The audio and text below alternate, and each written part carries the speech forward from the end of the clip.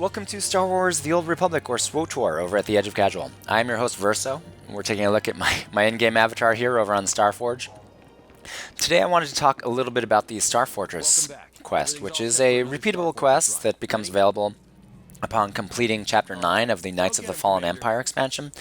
So, just to give you a little bit of context for this, the Knights of the Fallen Empire comes well into the game after you've completed all the vanilla content.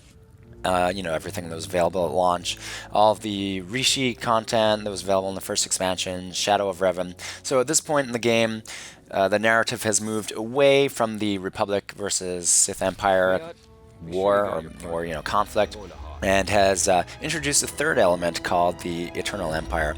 And you are now the commander of an alliance that has kind of formed from the best parts of the Republic and the Sith Empire to combat this new threat, to put aside old grievances for the time in order to combat this new threat. The Star Fortresses are sort of these vehicles, these weapons of suppression that are stationed over various planets within your systems. So your task is to come in here and take these out. So Star Fortress is a quest that is available in two modes. It is repeatable, and it is available in a story mode and a veteran mode. Story mode is intended for single player. Obviously, that's the one that I'm showing here. Veteran mode is really, I think, kind of intended for at least two players with companions. You could do it in a large group if you wanted to, though you can complete it as a solo player if you're good enough, if you got the right class, if you got the right gear. I've never personally done it. I've gotten close, but there are just some very irritating parts in the boss battle, which you will not see in this video because you actually face a different boss in the veteran mode. But anyway, why did I want to talk about this quest? Well, I think it's a great quest, just on a number of levels. And I should put this in context a bit by saying that I am a big fan of the strongholds in this game. So strongholds are the term for the player houses, and you can own, I think, 5 of them. They're quite large. They are limited as to how many decorations you can place in them, but you can do quite a lot. It wasn't quite the system that I maybe had in mind based upon what I'd seen from housing in other games, but I think ultimately I decided that I was pretty happy with the system, and BioWare have done a lot to make these, to give you ways to build these things out in very satisfying ways. So with that said, if you are invested in the Space Barbie side of the game, as I am, then you want decorations to put into your strongholds. And there are many ways to get these. You can get them through crafting, or you can get them through completing quests, or just as world drops occasionally, as reputation items. So one of the reasons that I like Star Fortress so much is that it's very rewarding in terms of the decorations that you receive while doing it. You receive 4 decorations over the course of the entire quest. That is, assuming that you go out of your way a little bit to find all of the various paladins, which are sort of the sub-bosses. And, it's worth doing. And once you've done... I'm a little bit rusty here, so you see me wandering about a bit. But once you've done these a few times, and I forget, there I think are 6 of them in total, because this is the Hoth one, and then there are Star Fortresses over in Nar Shaddaa and a few other places. But once you've done them, you kind of get used to the maps, you know where everything is, and you waste less time. So I think in total it took me about 20 minutes to do this, which to me is like a good amount of time to do a quest that gives you a lot of stuff. So also, the thing I like about it is that it's almost all action. There isn't really a lot of downtime. You're always fighting something, which is good, or not, depending, I guess, upon how much you like the combat in this game. But I happen to like it, and I'm playing a DPS class, which I usually do, and you can get things done a little bit more quickly. I've elected to show all these battles at regular speed just to give you a sense of how long it might take you to complete this quest, on your own, and, to see what the challenge level is. But, I should say, it's not hugely challenging. Okay, so we're coming upon the first paladin here. And these guys, however, they can be surprisingly difficult sometimes. At this point, I think, my gear is probably good enough, even though I'm definitely not a person who worries too much about gear. I don't do endgame activities like operations or even really hard mode stuff, but at this point I've got enough abilities and I've got my gear good enough that these guys aren't really threatening me too much. Though I did pop my defensives during that battle. Oh, I did want to mention as well. Okay, so yeah, you're seeing here's the first decoration that I received while doing this.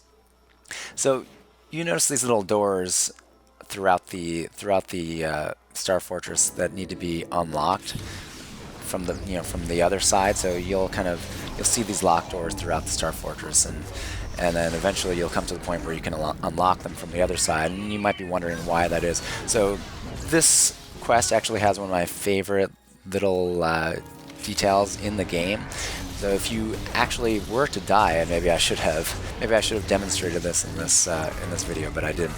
So if you were to die during this quest at any point, there's an entire sequence that plays out. So usually in Star Wars: The Old Republic, you just resurrect in place, right? Or you go back to some sort of medical center.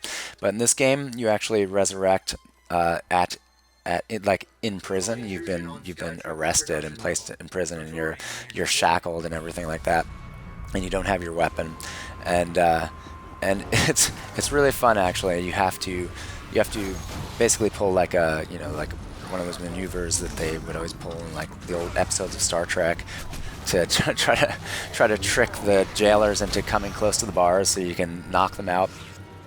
And it's a really nice touch that I don't know that they've done anything similar to that anywhere else in the game. And so yeah, you break out and then you go and recover your weapons and everything else. So yeah, really, it's worth dying at least one time while attempting this quest just to see that. Insufficient. Okay, so that's sort of the mid-level boss. You have to do this one. The paladins are optional always, and there are occasionally some other optional subquests depending upon the map, and maybe, I don't know, maybe RNG as well. I'm not sure. You get them every single time you do the map, but yeah. But then there are kind of two bosses that you have to go through. One is that one, and then of course the final boss, Ephemeris.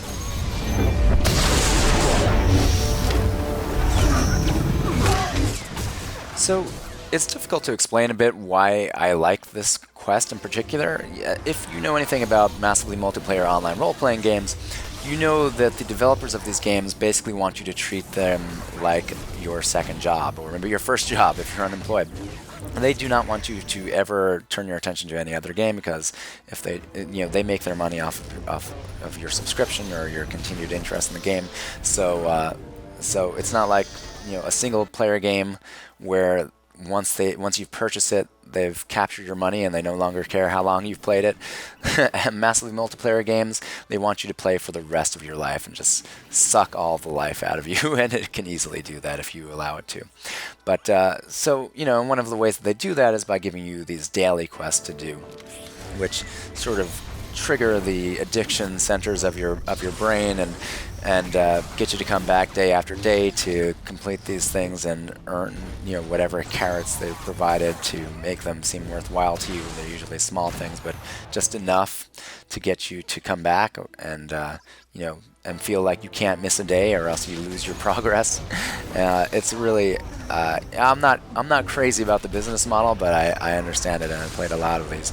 So I'm not a huge fan of the daily quests. I've done them occasionally to get what I want, but then once I get what I want, I'm usually done with them. I don't find them particularly fun. So as I said, I'm not really sure what it is about Star Fortress in particular that makes this actually fun to me. But for whatever reason it is. I mean, clearly the fact that the rewards are good means a lot. But even at that, I think the amount of time it takes is just like very appropriate. I don't know, like usually when I come and play this game, I don't want to spend like my whole life doing something. I want to do something that I know exactly how long it's going to take. I know I'm going to get something that I want from it.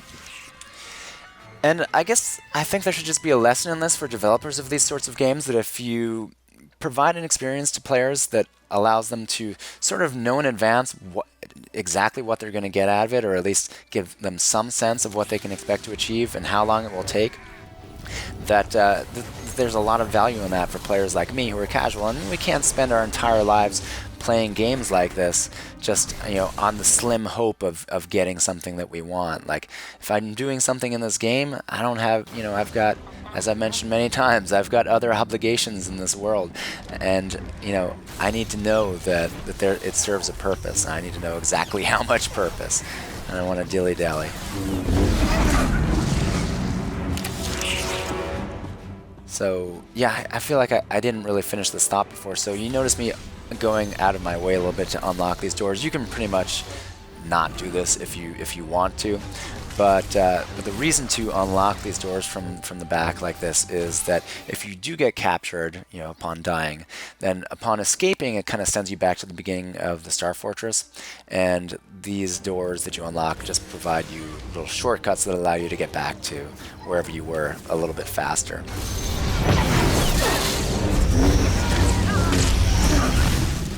So all of the Star Fortresses are a little bit different. They feature some different enemies, different scenery, depending upon which planet they're supposed to be hovering over. And again, I can't remember exactly how many there are. I think I said 6 before, but that was a complete guess. There may be more than that, or even fewer. But okay, so now we're at the final boss in the story mode. So in veteran mode, I can't even remember if you fight Ephemeris or not. Actually, I think they just bypass the Ephemeris fight and you go directly to fighting the Exarch, which is a character that appears briefly at the end of this quest to taunt you, but I forgot to turn around and look at him at the time. But yeah, he's another boss who kind of blows out one of the side walls and leads you on a chase, which is, as I mentioned already, quite annoying if you're doing it solo, just because of the volume of combatants that come at you at a certain point. So your goal with the with Ephemeris is to defeat the various squads of bad guys that get sent at you through these 2 doors, and once you've defeated a couple of rounds of these guys, the side panels open up and you can click on the computers to interact with the computers in order to hack into them. Actually, one of your companions on the ship hacks into them and eventually forces Ephemeris to come out of hiding. So if you can't defeat these guys fast enough, they will just keep coming and coming and coming. So hopefully you've got a character with a little bit of area of effect damage, and the Sith Warrior Juggernaut does have a ton of area of effect on his smash or whatever, enhanced smash ability.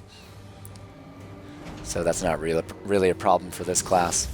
So Ephemeris pops down from the ceiling here, and he comes out and adopts sort of a dual-wielding knight stance, so he has a lot of those abilities. He is, again, not particularly difficult, as long as you just, I recommend that you keep him sort of juggled with your control abilities. Save those for the Ephemeris fight. Though, honestly, not much advice is needed because, as you can see, he goes down pretty quickly. You hear the Exarch taunting me in the background there. So there you go, that's the 4th decoration that I got, and all these decorations are really good if you're doing like a technologically advanced stronghold. With that said, I'm going to get out of here.